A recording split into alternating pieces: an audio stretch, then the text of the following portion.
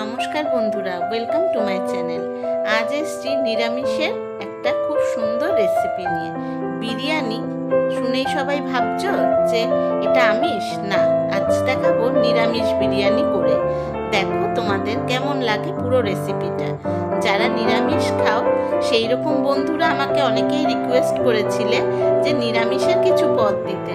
তো ভাবলাম চলো আজকে যখন এটা বাড়িতে করছি তো এই রেসিপিটাই তোমাদের সাথে শেয়ার করি। শুরু করা যাক আজকের রান্না। দেখো সবার কেমন লাগে, আর রিকোয়েস্ট রইল ভালো লাগলে কিন্তু একটা লাইক কমেন্টস অবশ্যই করো। তো প্রথমে আমি তার জন্য আলু কেটে নিলাম। এইবার কর্তামশাই এনেছে এরকম ছোট ছোট আলু, চলো সেটাই কেটে নিলাম পরিমাণ মতো। আর কিছুটা গরম জলের মধ্যে সয়াবিন ভিজিয়ে দিয়েছিলাম। আর পনিরটাকে বেশ বড় বড় করে আমি টুকরো করে নিয়েছি। পনিরটা বড় নেওয়ার কারণ হলো যাতে ভেঙে না যায়। আর মশলার জন্য নিয়েছি কিছুটা আদা, কাজু বাদাম আর পোস্ত। ব্যাস, এটাই আমি মিক্সিতে একটা পেস্ট তৈরি করব। আর সেই সময়ের মধ্যে আমি পনিরটাকেও একটু ম্যারিনেট করে রাখবো। তার জন্য হলুদ, নুন আর একটু গুঁড়ো লঙ্কা দিলাম। রঙটাও বেশ সুন্দর আসবে আর একটু ঝাল ঝাল স্বাদ হবে। এই দিয়ে আমি পনিরটাকে মাখিয়ে কিছুক্ষণ রেখে দিলাম। আর এই সময়েই আমি কিছুটা বাসমতি চাল আমি জলে ভিজিয়ে দিয়েছি। বেশ আধ ঘন্টা মতন ভিজলেই হয়ে যাবে। চলো এবার রান্নায় ফিরে আসি। তো কড়াইতে আমি প্রথমে একটু সাদা তেল আর 2 চামচ মতন ঘি দিয়ে গরম করে নিলাম।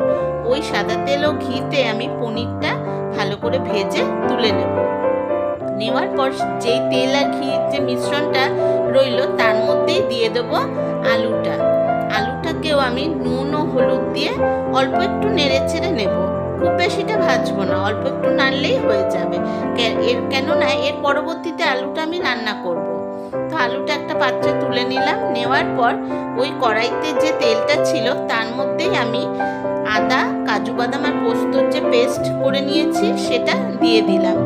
দিয়ে এবং তার সাথে আমি মিক্সি বাটি ধোয়া যে জলটুকু সেটাও দিয়ে দিলাম। মশলা নষ্ট করতে নেই কিন্তু, আর এতে রান্নার স্বাদও ভালো হয়। বাটি ধোয়া জলটুকু দিয়ে দিলাম। দিয়ে এবার খুব ভালো করে মশলাটা কষিয়ে নিলাম। যেহেতু পোস্ত আছে নিচে একটু লেগে যাওয়ার চান্স থাকে, ওর জন্য কন্টিনিউ নাড়িয়ে খুন্তিটা মশলাটাকে তেল ছাড়া অবধি ভালো করে কষিয়ে নিতে হবে।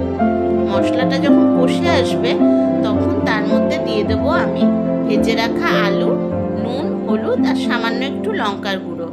আর এই রান্নার মেন যে জিনিসটা সেটা হলো হিং। আমি এখানে 2 চামচের মতো হিং দিয়েছিলাম, ছোট চামচের 2 চামচ মতো। তারপরে আমি ওই হিংটাও মশলার সাথে ভালো করে কষিয়ে আলু দিয়ে খুব ভালো করে ওটাকে মশলার সাথে কষিয়ে নিলাম। আলুর সাথে মশলার সাথে যখন ভালো করে মিশে গেল এবং সুন্দর ভাজা হয়ে সাইড দিয়ে তেল ছাড়তে শুরু করলো, সেই সময় আমি তার মধ্যে দিয়ে দিলাম কিছুটা ফ্যাটানো টক দইটা দিয়ে আবারও ভালো করে মিশিয়ে নিলাম। মিশিয়ে নেওয়ার পর আমি যে সয়াবিনটা গরম জলে ভিজিয়ে রেখেছিলাম এতক্ষণে সেটা খুব সুন্দরভাবে নরম হয়ে গেছে। সেটা আমি জল থেকে হাতের সাহায্যে চিপে ওই মশলা আর আলুর মধ্যে দিয়ে দিলাম। আর দিলাম কিছুটা বিরিয়ানি মশলা। আজ আমার ঘরে তৈরি করে রাখা মশলাটা শেষ হয়ে গেছিল, তাই আমি দোকান থেকে কেনা মশলাটাই দিয়ে দিলাম। আর দিলাম সাথে 1 চামচ গোলাপ জল, 1 চামচ কেওড়া জল। এতে সব কিছু আলুর মধ্যে মিশলে আলুর টেস্ট খুব সুন্দর আসবে। দিয়ে আমি ভালো করে আলুটাকে সয়াবিনটাকে মশলা দিয়ে ভালো করে রান্না করে নিলাম, কষিয়ে নিলাম যেটাকে বলা যায়। ঢাকা দিয়ে খুব সুন্দর করে আলুটাকে সেদ্ধ করতে হবে। তবে পুরো সেদ্ধ না করলেও হবে, কেননা পরবর্তীতে এটা স্টিম হবে চালের সাথে। সেই সময় আমি বাটির মধ্যে একটু জাল দিয়ে নেওয়া দুধ নিয়েছি। তার মধ্যে একটু ফুড কালার দিয়েছি আর দিয়েছি একটু গোলাপ জল, একটু কেওড়া জল দিয়ে এই মিশ্রণটিও রেডি করে রাখলাম। বাসমতি চালটা যে ভিজিয়ে রেখেছিলাম সেটা একটু নুন দিয়ে আমি ভাত করে জলটা ঝরিয়ে নিয়েছি। ভাতটাও কিন্তু আমি পুরো সেদ্ধ করিনি, হাফ সেদ্ধ করে নামিয়ে নিয়েছি, জলটা ঝরিয়ে নিয়েছি। এবার যে পাত্রে আমি বিরিয়ানিটা স্টিমে বসাবো সেই পাত্রের মধ্যে ভাত নিলাম, নিয়ে আমি কয়েকটা লেয়ারে সাজাবো। তো কষিয়ে রাখা সয়াবিন আলুর যে কারিটা সেটা দিয়ে দিলাম ভাতের ওপর দিয়ে।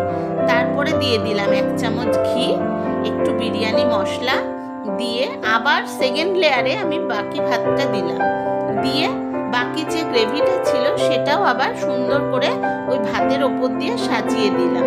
এটা খেয়াল রেখো আলুটা যাতে একটু ছড়িয়ে ছড়িয়ে দেওয়া হয়, তাতে স্টিমটা ভালো হবে, কেননা আলুটা তো এখনো পুরো সেদ্ধ হয়নি, ভাতটাও পুরো সেদ্ধ হয়নি, তাই স্টিমে বাকিটা হয়ে যাবে।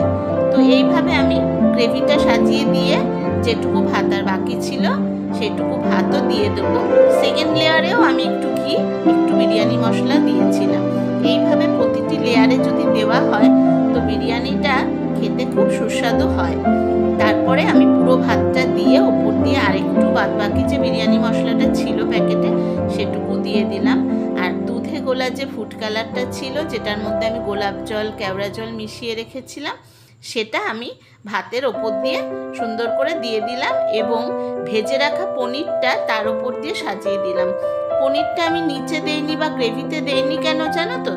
কেননা বিরিয়ানিটা যখন কাটতে যাব আমাদের তো এত এক্সপার্ট হাত নয়, হয়তো ভেঙে যাবে, তো সেই কারণে আমি ওপর দিয়ে দিয়েছি। তবে যখন স্টিম হবে এর পুরো ফ্লেভারটাই পনিরের মধ্যে চলে যাবে। তো একটু মিঠা আতর দিয়ে আমি ঢাকনা বন্ধ করে বিরিয়ানিটা স্টিমে বসিয়ে দিলাম। একটা সসপ্যানে জল বসিয়ে তার উপরে বিরিয়ানির পাত্রটা বসিয়ে দিলাম।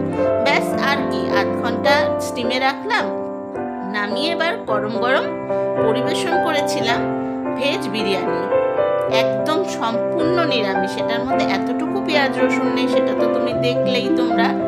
তো তোমাদের এই বিরিয়ানিটা কেমন লাগলো অবশ্যই জানিও, আর আমি রিকোয়েস্ট করছি একদিন বাড়িতে ট্রাই করো। বিশ্বাস করো আমার কথা, আমার বাড়ির প্রত্যেকে প্রশংসা করেছে। তোমরাও একদিন খেয়ে দেখো, আশা করছি